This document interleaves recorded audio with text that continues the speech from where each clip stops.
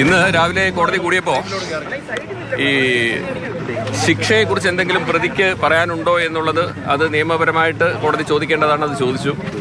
അപ്പോൾ ഗ്രീഷ്മ കോടതിയോട് പറയാനുണ്ട് എന്നുള്ള ഒരു കാര്യം അടുത്ത് ചെന്ന് പറഞ്ഞു. അതായത് MA ലിറ്ററേച്ചർ ഡിസ്റ്റിങ്ഷനോടുകൂടി പാസ്സായി എന്നും മുമ്പ് മറ്റ് ക്രിമിനൽ പശ്ചാത്തലമൊന്നും ഇല്ല എന്നും അതുപോലെ തന്നെ പാരൻസിന് ഒറ്റ മകളാണെന്നും അതുകൊണ്ട് മറ്റ് ശിക്ഷ വളരെ കുറഞ്ഞ അതായത് ഈ നിയമം അനുശാസിക്കുന്നതിൽ വെച്ച് ഏറ്റവും കുറഞ്ഞ ശിക്ഷ തരണം എന്ന് മാത്രമാണ് ഗ്രീഷ്മ പറഞ്ഞത്.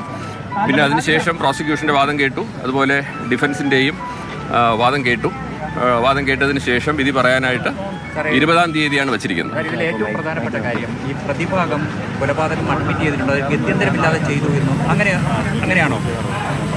അതായത് ഇപ്പോൾ ഇത് ഒരു മർഡർ നടന്നു എന്നാണ് കോടതി കണ്ടെത്തിയിരിക്കുന്നത്. അപ്പോൾ അതുകൊണ്ട് അത് ഒരു ജസ്റ്റിഫയബിൾ മർഡർ ആയിട്ട് മാത്രമേ കരുതാവൂ. അതുകൊണ്ട് ഒരു കാരണവശാലും ക്യാപിറ്റൽ പണിഷ്മെൻറ്റ് കൊടുക്കരുത് എന്നാണ് പ്രതിഭാഗം വാദിച്ചത്. അതിൻ്റെ പ്രധാന കാരണം വീണ്ടും ഗ്രീഷ്മയ്ക്ക് ഒരു ചിന്തനമുണ്ടായിട്ട് ഒരു നന്നാവാനുള്ള ഒരു റിഫർമേഷന് വേണ്ടിയിട്ടുള്ള ഒരു അവസരം കൊടുക്കണമെന്നാണ് പ്രതിഭാഗത്തിന്റെ ഒരു ആരോപണം എന്ന് പറയുന്നത് ഇതിൽ ഷാരോണാണ് ഇക്കാര്യത്തിൽ ഒരു സാഹചര്യ തെളിവ് അത് ഉണ്ടാക്കിയത്. അതായത് ആത്മഹത്യ ചെയ്യാനായിട്ട് ഗ്രീഷ്മ ആത്മഹത്യ ചെയ്യാനുള്ള ഒരു സാഹചര്യം ഉണ്ടാക്കിയത് ഷാരോണാണെന്നാണ് പ്രതിഭാഗത്തിന്റെ ഒരു ആരോപണം. അതായത് തീർച്ചയായിട്ടും അങ്ങനെ ഒരു ആരോപണം ഇപ്പോൾ ഇന്നത്തെ വാദത്തിൽ പറഞ്ഞിരുന്നു.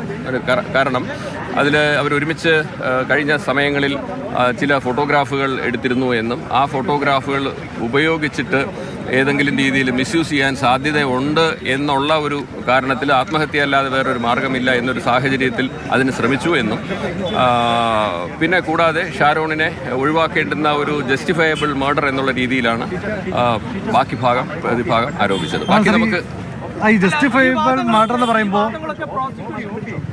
പ്രതിഭാഗം നേരിട്ട് തന്നെ വിചാരണ വേളയിൽ ഉന്നയിച്ചതായതുകൊണ്ട് തന്നെ പ്രോസിക്യൂഷൻ എത്രത്തോളം ആത്മവിശ്വാസമുണ്ട്? ഇല്ല, ഇന്ന് ആർഗ്യൂ ചെയ്തത് യഥാർത്ഥത്തിൽ ഈ തെളിവെടുക്കുന്ന സമയത്ത് വന്നതിലല്ലാതെ ഈ യഥാർത്ഥത്തിൽ ഒരു ക്യാപിറ്റൽ പണിഷ്മെന്റ് കൊടുക്കണമോ അതല്ലെങ്കിൽ ജീവപര്യന്തം ആയിട്ട് നിർത്തിയാൽ മതിയോ എന്നുള്ള സാഹചര്യത്തിൽ ഒരു ഡിസിഷൻ എടുക്കാൻ വേണ്ടിയിട്ട്, അതായത് മിറ്റിഗേറ്റിംഗ് സർക്കംസ്റ്റാൻസസും അഗ്രവേറ്റിംഗ് സർക്കംസ്റ്റാൻസസും തമ്മിലൊരു ബാലൻസ് സ്ട്രൈക്ക് ചെയ്യുന്നതിലേക്ക് വേണ്ടിയിട്ട് ഒരു ആർഗ്യുമെന്റാണ് ഇന്ന് ഡിഫൻസും അതുപോലെ പ്രോസിക്യൂഷനും അവിടെ നടത്തിയത്. അല്ല, ഈ കാര്യങ്ങൾ നേരത്തെ ഉന്നയിച്ച കാര്യങ്ങളായിരുന്നില്ല.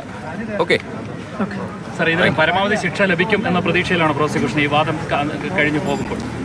കഴിഞ്ഞു പോകുമ്പോഴത്തേക്ക് തീർച്ചയായിട്ടും നല്ലൊരു സന്ദേശം സമൂഹത്തിന് ലഭിക്കത്തക്ക രീതിയിലുള്ള ഒരു വിധി ഉണ്ടാകുമെന്നാണ് പ്രോസിക്യൂഷൻ പ്രതീക്ഷിക്കുന്നത്. ഈ ഒരു പ്രണയത്തെ ഇല്ലാതാക്കി എന്ന് പറയുന്നുണ്ടല്ലോ.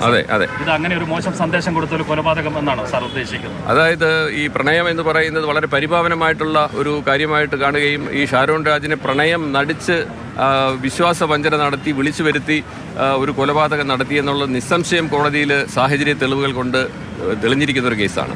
അപ്പോൾ അങ്ങനെ വന്നിരിക്കുന്നത് യഥാർത്ഥത്തിൽ ഈ ഒരു പരിപാവനമായിട്ടുള്ള ഈ പരിശുദ്ധ പ്രണയം എന്ന കൺസെപ്റ്റിനെ തന്നെ കൊല ചെയ്തിരിക്കുന്നു എന്നുള്ളൊരു അഭിപ്രായം കൂടി പ്രോസിക്യൂഷൻ അവിടെ പറഞ്ഞു. അങ്ങനെ അതിലൂടെ ഈ ഷാരോൺ രാജിനെ മാത്രമല്ല ഈ പരിശുദ്ധ പ്രണയം എന്ന കൺസെപ്റ്റിനെ കൂടെ ഈ യുവാക്കളുടെ ഇടയിലും അല്ലെങ്കിൽ സമൂഹത്തിൻ്റെ ഇടയിലും അതൊരു കൊല നടത്തി എന്നുള്ളൊരു വാദം കൂടി പ്രോസിക്യൂഷനോട് ഉന്നയിച്ചു.